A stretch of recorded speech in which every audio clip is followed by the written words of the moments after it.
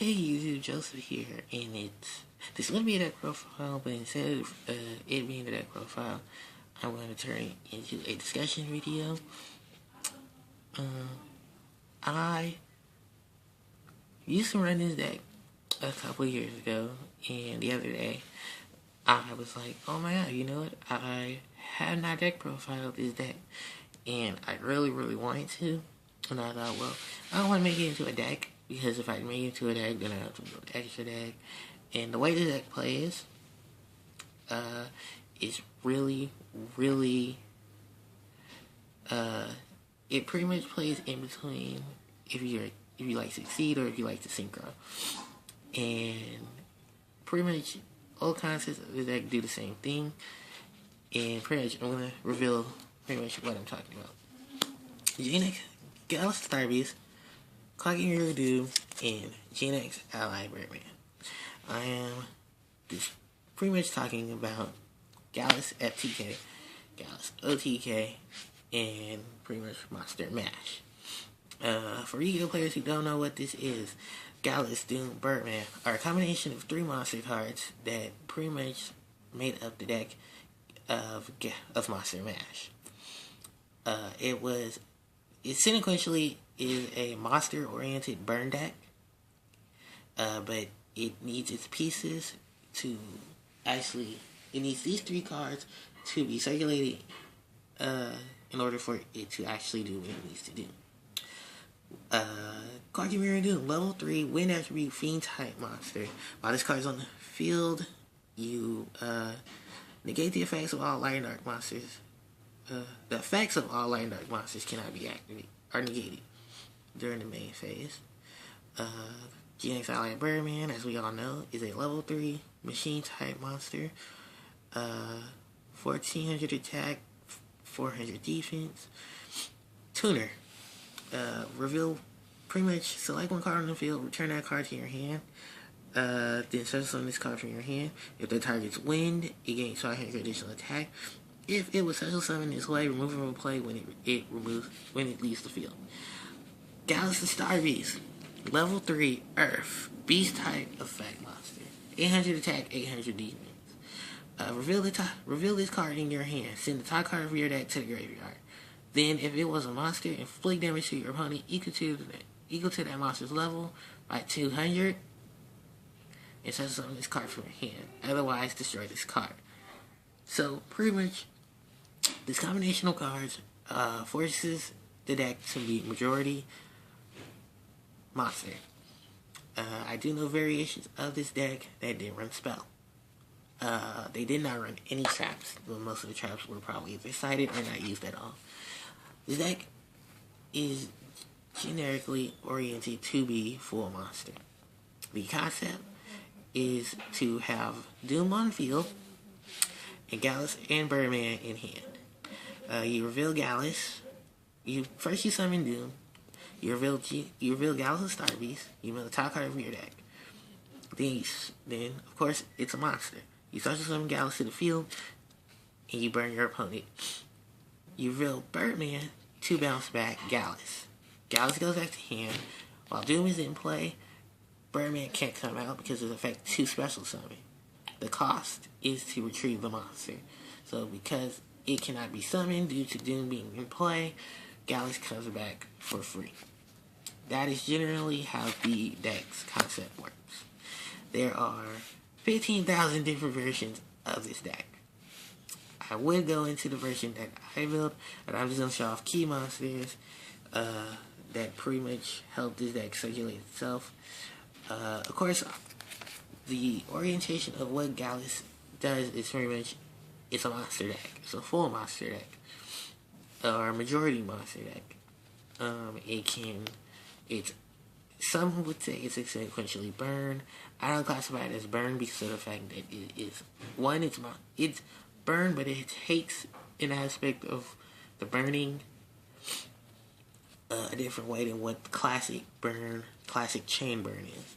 Those are decks that pretty much generally burn in the sense of we stall out till my opponent doesn't play. This deck can generally do its own play without having to wait for an opponent to correspond to it. This deck generates beaters. It generates monster play. High monster play, actually. Because you have to play monsters for Gallis' effect to work. I don't owe an array of cards to actually have sequential what new cards you could play in this deck. One of them being a large portion of the Shadow Archetype in terms of Skalmata, Dragon, Beast, and Falcon. Of course, you can throw in Mathematician because he can mill off monsters as well. Felice, pretty much because of the fact that Gallis is a monster effect, so because she's being sent to graveyard by a monster effect, you can special summon her. I.e. in the same case, Wolf, if you feel froggy. Of course, you have your sequentials. Blackluster Soldier, Envoy at the beginning. Dark Arm Dragon. And, of course, the ever faithful Toy Ride from the Underworld. Now, why these three cards? Alright, well, first, Doom is wind and a fiend. Ironic. The fact that Toy Guy can search for him, putting him into play. He will have his effect negated, but that's okay. He's still a knight. He's still a beater. He can exceed. You can still do those types of plays. If need be, you can bounce back and deal with the Birdman, but because Birdman is at 1, that wouldn't necessarily not be a good idea. But you do run multiples of Doom, so it's okay if you want to let go of a Doom. I should be really careful of how you work with the Birdman, because there's only one Birdman. There's not that many recovery cards to get back spells and traps that are banished, so do be careful. Dark Arm Dragon. Dark Arm. Sequentially fill your grave with darks. Just make sure that the quantity of darks is very low so that Dark Arm can't come out. That's why BLS is here. I was supposed to put Chaos Sorcerers here as well, because you can also generate graveyard manipulation with Chaos Sorcerer as well for your lights and darks. Sequentially, there are 2 monster cards that I don't have that I also want to mention, and those are, of course, Cephalon the Ultimate Time Lord and Meteon the Time Lord. As we know, there is a fairy version of Gallis that uses Venus, Christie, Hyperion, Gotchi, Stardust. Sequentially that type of field, as well as Meteon and Cephalon.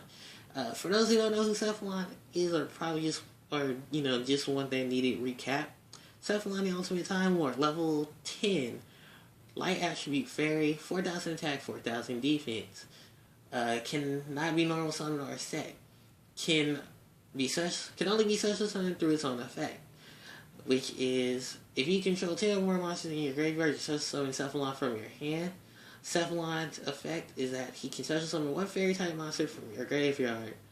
That monster, I think is level 7 or higher fairy type monster, makes that monster come to the field. Its effects are negated, but its attack will become 4,000, i.e. Meteon. Meteon the Time Lord, level 10, fire attribute fairy, cannot be normal summoned or set. You can it can't be normal summoned or set. Oh, you can't summon from the deck. Meteon says you can summon it without tribute. While this card is on the field, you take no battle damage involving this card. When it's involved in battle, it cannot be destroyed by battle or a card effect. During the end of the battle phase in which this card was in, pretty much bounce back every monster on the field and inflict 300 points of damage to your opponent for each monster that was sent back from the field to the hand. This card is returned from your field to the graveyard. Pretty much in this sequence, you play those monsters to generate high beaters, and you also sequence them to do some damage. In a sense to those, of course you have your staple set of any monster combination you want. You know, some of us went for the combination of these guys. Also, it's going to combination of Ryza mode of the Monarch setup with Treeborn, because your deck doesn't have any spells and traps, so just float on away. There are Chaos versions, of course, that some use beaters like Haiku. They use millers like Lila.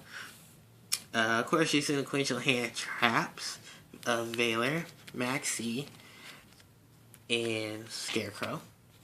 Sorry if this video is long. I did just want to orient some of the tactics of what this deck can do. There was also numerous combinations. This guy comes in real handy, Jinzo, because I know Emptiness is a floater. Emptinesses are around everywhere.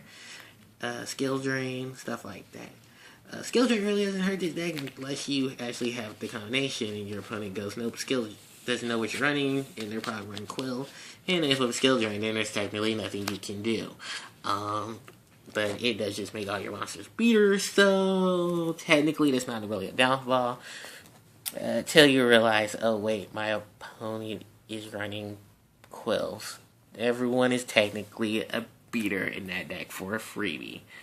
So, that is one of the sequential worries you do have to worry about.